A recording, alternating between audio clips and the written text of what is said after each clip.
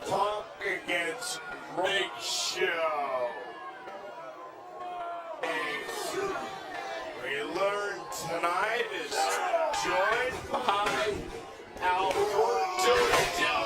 Made his debut as part of the and an old school Roman Reigns versus Outlaws. Goes. तो कैसे हो आप सभी लोग दोस्तों। आई होप आप सब बढ़िया होगे। आज हम बात करेंगे रोमन रेंस और सीएम पंक के यानी कि चैंपियनशिप यानी कि अनडिस्प्यूटेड और वर्ल्ड हेवीवेट जो चैंपियनशिप के उनके बारे में, और साथ ही साथ में रोमन रेंस जो है यानी कि कब हमें यानी कि वर्ल्ड हेवीवेट जो यानी कि टाइटल है चैंपियनशिप के यानी कि वो हकदार बन सकते हैं, यानी कि वो उसको विन कर सकते हैं। और साथ ही साथ में भाई ब्रॉन बेकर और एडम पियर ने इस बात को साबित कर दिया है कि मिस्ट्री रेसलर और कोई नहीं यहाँ पे ऑस्टिन थ्योरी ही था। और भाई AEW से भी एक यानी कि न्यू अपडेट निकल के ये सामने, वो AJ स्टाइल के बारे में। AJ स्टाइल की जो अब जर्नी होगी यानी कि स्टार्ट होगी, तो वो AEW में शुरू हो गई है। सबसे पहले बात करते हैं हम लोग रोमन रेंस के बारे में। आपने तो देख ही लिया होगा यानी कि जो वीडियो में मैंने शुरू में यानी कि लगाया था, तो यानी कि सीएम पंक और रोमन रेंस का जो मैच है यानी कि वो पहले भी हो चुका है। और हाँ भाई, फर्क सब यानी कि इतना ही था कि वो यानी कि चैंपियनशिप वाला मैच नहीं था, एक यानी कि सिंगल यानी कि मैच था। और हाँ भाई, रॉयल रंबल जीतने के बाद यानी कि क्या क्या यानी कि चेंजेस हुए हैं रोमन रेंस को लेकर के प्लानिंग के बारे में आपको तो पता ही होगा। यानी कि WWE की अब आज के टाइम की यानी कि सबसे बड़ी हिस्ट्री बन चुकी है, तो वो यानी कि रॉयल रंबल के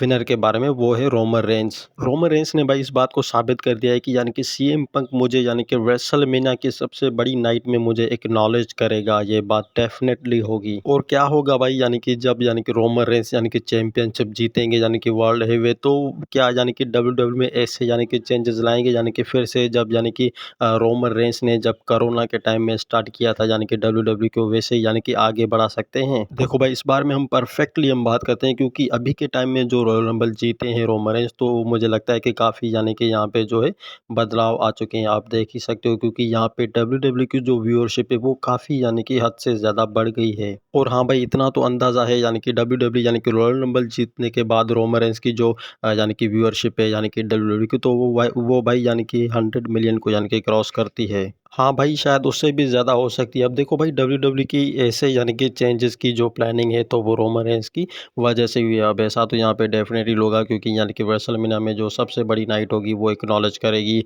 यानी कि वर्ल्ड हेवीवेट चैंपियनशिप भी एक्नॉलेज करेगा, और साथ ही साथ में सीएम पंक भी। तो ये तो भाई डेफिनेटली हमें देखने को मिलेगा। और क्या होगा यानी कि जब रोमन रेंस यानी कि वर्ल्ड हेवीवेट चैंपियनशिप जीतेंगे और साथ ही साथ में चैलेंजेस करते चले जाएंगे। आई होप भाई अब से यानी कि जो WWE है ना, जो यानी कि बोरिंग नहीं लगेगा, क्योंकि यहाँ पे रोमन रेंस हर यानी कि शो में पार्टिसिपेट करेंगे। और भाई आगे की जो प्लानिंग होगी, तो मुझे लगता है कि शायद रोमन रेंस भी उसमें यानी कि ज़रूर शामिल हो सकते हैं। अब बात करते हैं भाई ब्रॉन ब्रेकर के बारे में। तो देखो भाई, ब्रॉन ब्रेकर ने और एडम पियर ने इस बात को साबित कर दिया है कि यानी कि जो मिस्ट्री रेसलर जो अटैकर था वो और कोई नहीं था। यहाँ पे पॉल हेमन भी यहाँ पे कहते हैं एडम पियर को कि वो मिस्ट्री रेसलर जो अटैकर है जो पहले हुआ करता था, तो वो ऑस्टिन थ्योरी ही है। अब इस बात को तो भाई यहाँ पे हम क्लियरली बिल्कुल भी नहीं बता सकते हैं, क्योंकि मिस्ट्री रेसलर अभी के टाइम में जो पहले हुआ करता था, तो वो ऑस्टिन थ्योरी है। मगर अभी के टाइम में जो देखा जाए, तो वो उनका सबसे बड़ा एक पार्टनर भी है विजन टीम का। तो ऐसे में भाई मुझे लगता है कि मिस्ट्री रेसलर जो है यानी कि खुद को वो एक्सपोज करेगा, जैसे कि यानी कि पहले यानी कि ऑस्टिन थ्योरी ने किया था, ठीक वैसे ही मुझे लगता है कि कोई ना कोई एक यानी कि विजन टीम से यानी कि वो यानी कि मिस्ट्री रेसलर हो सकता है। और ये बात भाई यानी कि ब्रॉन ब्रेकर को यानी कि पॉल हेमन को एडम पियर को सबसे ज्यादा यानी कि पता है, क्योंकि वो बंदा हमारी यानी कि टीम से है। अब देखना ये है कि भाई यानी कि मिस्ट्री रेसलर जो है हमें यानी कि कब एक्सपोज यानी कि देखने को मिलेगा। और अब बात करते हैं भाई AJ स्टाइल को लेकर के। तो भाई AJ स्टाइल को लेकर के जो टोनी खान है यानी कि AEW के जो मालिक हैं, यहाँ पे भाई टोनी खान ने जो है ना यानी कि एक ट्वीट किया है यानी कि AJ स्टाइल के यानी कि नाम से, उसकी यानी कि बहुत ऐसी यहाँ पे रेस्पेक्ट की जा रही है। तो ऐसा आप समझ सकते हो, क्योंकि यानी कि AJ स्टाइल की जो अब जर्नी होने वाली है, तो वो AEW में यानी कि एंट्री लेकर आएगी।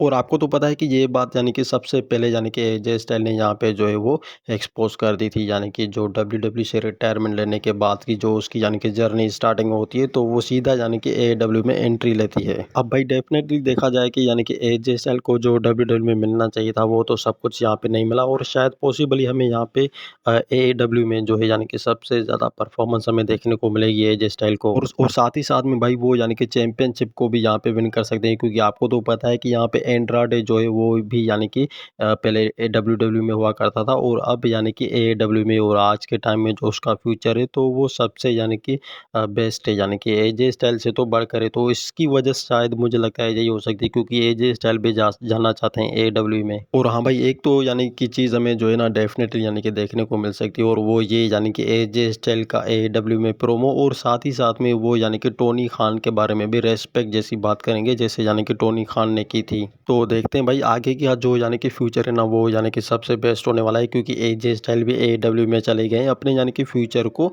आगे ले जाने के लिए।